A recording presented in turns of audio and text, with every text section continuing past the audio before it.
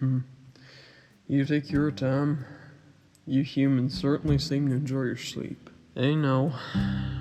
Don't struggle. It won't do you any good. Just relax and let me speak. Look around. Do you see anyone else in this room? That's right. Take a good hard look. No, it's just me and you. And you can clearly see the only exit is behind me, so you're gonna have quite the challenge if you did try to escape. Surely by now you've realized you're not in a position to be so challenging. I don't need to hurt you if you do as I say, but if I have to do something you might consider bad, I'll do it if it means you won't disobey me. Now, it's been a few days since I stole you from the prince. You've been unconscious for a while. I guess your body isn't used to taking such drugs. To be honest, even with that factor, most people would have woken up sooner. So I suppose your body must have been in an already weakened state. You did look like hell when I got to you, so I guess it's good I got to you when I did. Why are you looking at me like that? Just because I'm nodding you now doesn't mean I won't be in the future. You shouldn't assume things like that, especially not in the ocean. The ocean is a dangerous place. If you want to survive here, you need to fight.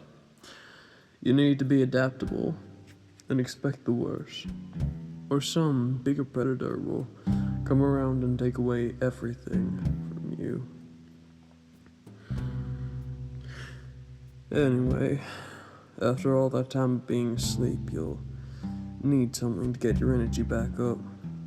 No, I'm not gonna let you starve to death. I have things I still want from you. You're not dying yet when there are things I still need. Not yet. Here, eat up. It's fresh. Hey, don't pull that face. You might think it's pretty rank, but some of us down here live off these little bastards. You get used to it when there's not much else to eat. Yes, it's gross and slimy, but just suck it up. You can't really be expecting a 5-star meal down here. Humans can digest fish. That's the important thing. That's what matters, and so you're gonna eat it, one way or another. If you want it cooked, the best thing you can cook it on is a candle. I'm not having you start an open fire in here and set the whole place alight just for a piece of cooked fish. Well, okay, you might have some trouble as the wood down here is kind of damp, but your side will definitely catch fire, rendering it a dumb plan, which you will not be taking part in, especially not with me around. It's an old ship. If it were to catch fire, it wouldn't take too much to collapse the whole structure of it if you destroyed the right area. Go on, eat the fish. I'm not having it go to waste. I don't know what Iru's feeding you, but surely it can't have been better than this. Just eat it quickly. It'll help the sensation pass sooner. Hold your nose or something. There we go. Over and done with. Simple as. Now, where are we? Well, not a place that awful prince will be able to find you easily. What do you mean he's not that bad? Oh, he saved you from drowning, you say? Let me guess. You then woke up in a strange cave with no idea of how you got there. You say he was there too when you woke up. Whatever. But before anything else, let me ask you one thing. What do you even think of him? I mean, you two are engaged, so I've heard, but was that his idea or him forcing himself upon you? Perhaps he found someone he liked and just decided he deserves yet again to get what he wants. That's what I thought. He is under the impression that as he has powerful blood running through his veins that he can just do whatever he likes, presuming he won't get himself killed. No one here can really say no, after all. Not with the types of abilities he has. It's weird he took you in, though, considering he's never really been friendly with humans before. In the past, he's always been known to make up excuses of how they always pissed him off somehow. Sometimes it's a fisherman stealing his prey. Next, it's a child falling into the water in his territory. If you were around the parts nearby on land, I bet you would have seen the warning signs. Danger. Don't swim at night. Yeah, I thought you would have. Normally, sea folk tend to avoid humans unless they have a good reason, and sometimes he does, but if he's in the right mood, he won't hesitate to kill. Well, you were wondering earlier where we were, right? We are in what was a ship. Well, more specifically, what was a pirate ship. It's sort of broken now. Wouldn't work very well like it used to. Yeah, it's in a cave. It's so dry right now. As you may have guessed, it sank during a voyage a long time ago. I can't remember the exact day or year. Small details like those are kinda fuzzy in my memory. I mean, the ship was sailing across these waters when a storm whipped up. The old wooden ship was strong and sturdy at that time, and even with the blustering wind and ravaging icy cold depths, it had weathered much worse typhoons before and would have been fine if it weren't for another unexpected factor. Now, the crew and the captain were hardened, well trained. If a storm were to take them down, as well as a good chance other ships would not pass into that area lightly a long time after. The ship fought against the raging weather alongside the crew, persevering despite the harsh environment. Everyone on deck was so preoccupied. No one expected the large gaping hole to appear on the bottom of the ship. These were very deep waters they were sailing through. Although a less traveled route, there were no rocks or other obstacles in sight, apart from the storm. They were far from land anyway, so it would be unlikely that there were hidden rocks. But there is another thing. There had been rumors about that area. When you pass, you are suggested to do so quickly. An area where storms aren't rare. They aren't even uncommon. This is usually accredited to sailors occasionally going missing if they stay for too long. Hence the reason it's recommended only experienced seafarers travel that way. But, well, the storm was the thing that slowed them down. And although the ones who found out about the whole thing may be skeptical, something even worse got to them. The ship having the gash wouldn't mean it would sink immediately. The storm would certainly have had an impact, but the ship was somehow dragged under the water very suddenly. Crash, creak, snap, and the ship went down. The water against them as they fought to stay alive under the surface.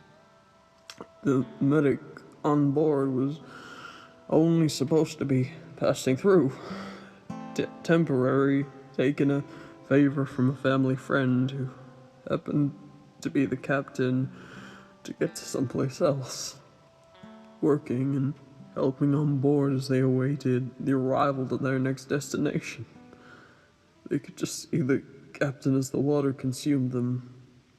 The first time a look of fear was seen upon their faces when they realized their crew was being separated and picked off one by one.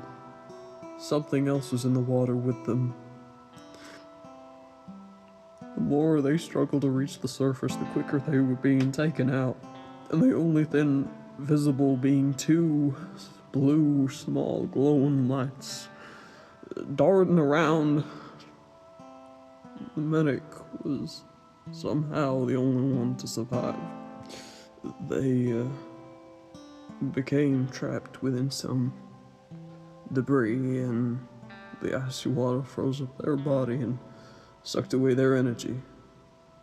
They eventually passed out and woke up within a cave. There was no one around, no signs of life within. He had no idea how much time had passed. He could barely remember his own name. He didn't realize until seeing himself that he had changed. When he left the cave, he was put into chains and forced to do horrible things. You don't know why it happened to him. He didn't know why he was the only one to escape with his life. Everyone he had known for the past few months was gone. In an instant, just like that. No matter how hard he tried, he wouldn't be able to get back to what he had back then. He had been thrust into something he didn't ask for, and well, you get the idea. Basically, the guy who saved you isn't a good person. There's an nastiness to him you don't see very often naturally. He's naturally very strong with great abilities, which immediately puts him at a great advantage. The reason behind this is one of his parents is a monster of great power, immense power. You may have heard of them before. Leviathan. This immediately puts him in a position of power. He can usually get what he wants easily without much resistance. Cold and merciless to anyone who dare cross them. Leviathan can be a terrifying foe if you don't obey. Many sea folk are terrified to do anything against them, as they could wipe out their existence off the face of the earth in an instant. They generally leave Irrumator to do as he likes without much repercussion. I suppose such behavior runs in the family bloodline. I don't know what Eerie may have done to you. To be frank, I don't know why he hasn't killed you, and the ocean is a dangerous place. Down here, it's eat or be eaten. It's made very clear, especially to those who don't originally come from here. I honestly doubt he has any good intentions. He's really not the type to go around saving people for the fun of it. He's ended more lives than I bet anyone can count. He's dangerous and a real nasty piece of work. He's cruel and narcissistic. I don't know if you'll want to go back to him or not. If he's kept you alive thus far, there's a good chance he's already tried to manipulate you. You might want to go back to him. You might not. Yes, you will eventually go back to him. Because there's something I want you to do. One of the prince's close friends happens to be a sea witch. She goes by the name of Meretrix. She has special knowledge and skills, and apparently possesses a certain ability. The ability to turn merfolk human.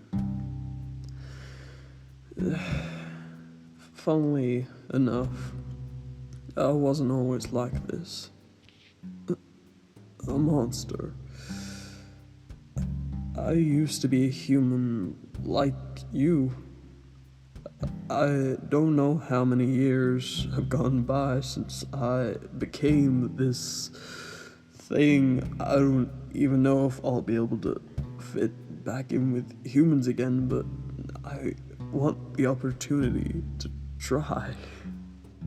I know my chances of actually finding my loved ones again might appear futile, but if there's a chance I could be reunited with those I love, I'm willing to take that chance. When I first became merfolk, one of the first things that latched onto my mind and weighed me down was the thought that my family would be wondering where I was. They'd be wondering why I never came home. They probably thought they'd done something wrong and that I wanted to cut contact. When people realized the ship had sunk, the only dead they recorded was the bodies they found. The only people that knew I was on that boat were the ones I was sailing with. I just want the opportunity to let them know I didn't do this on purpose. I knew there was a risk when I crossed the ocean, but I thought through everything that could happen, and I thought about almost all potential scenarios. I made the mistake of assuming that whatever happened, either I or someone on board could take care of the scenario, but I can't imagine anything would have prepared me for what happened. I feel I let down so many people just by the fact I didn't even have the chance to try this earlier. I just hope that if I do see them again, they'll be able to forgive me for taking so long. Maybe then I'll finally be able to take this weight off my chest and finally live a normal life. Once we figure out how to turn me human again, if you no longer want to be around Eerie, I'll take you with me. If you don't want to be around him, you shouldn't be forced to be. I understand I sort of kidnapped you to take you here, but you're my last hope of seeing my family again. I've missed opportunities in the past, but I'm not gonna miss one now. I hope you understand. I'm doing what I'm doing for the good of both of us. If you do this for me, you'll be giving yourself the opportunity to escape from his clutches. You're saying you've seen him? In a more human form, with legs? You've seen him with legs. So he's used the witch's ability. Just to confirm, you said that he took some sort of potion? Was it on him? Okay, this is one of the reasons I got you in the first place. If you were to actually somehow see the witch and he took you, and he takes you, try and find the potion. Unless you can say something, that might be it. I don't know, try to bring it up in conversation or something. Of course, don't be too obvious about it. Just try and act natural, I guess. The most important thing is getting it. I don't know much about her. I know she's a witch with strange knowledge and supposedly can be tricky sometimes if you aren't careful. Be cautious. Apparently, she's mysterious and hard to find. That's why I can't do it myself. I don't know where to even begin looking for someone like her. With you, however, this process may become a lot easier, thankfully. I have tried going looking for her before, just to see if I'd have any luck, but to no avail. Hell, I don't even know what she looks like, but with you around, now I've got a chance. I wonder if Irrumator is worried about you. By technicalities down here, he does own you. He found you and took you to his home. It's sort of an unwritten rule, I suppose. Unless you're already owned by another merfolk, it's fair game. I guess I consider the rules differently to most that follow them. Of course, he'll probably be angry I took you, because it is breaking those rules, but I don't follow them as closely as other merfolk might. It's an odd situation to be in, honestly. To be frank, I'm kinda curious if he'll be more angry because I took one of his possessions, or because I took someone he may actually care about for once in his life.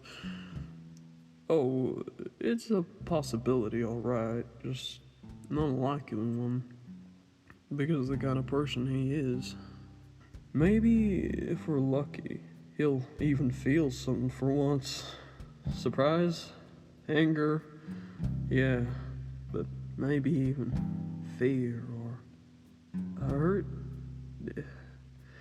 If he does actually care for you, maybe he'll worry. Maybe he'll be nervous I'll do something to you, or perhaps just be anxious of how others will view this scenario. If they find out about this whole thing, will they perceive him as being weak? Now I kinda wish I was there when he found you missing. The look on his face would be priceless, I'll bet. The reason this could be a good thing, if he does care for you, is because in that way, you've got more of a chance of him listening to you.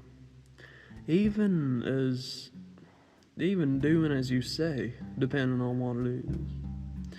I suppose another reason I kinda want him to feel something is because I want him to feel what it's like to not always get his way. I bet he hasn't felt.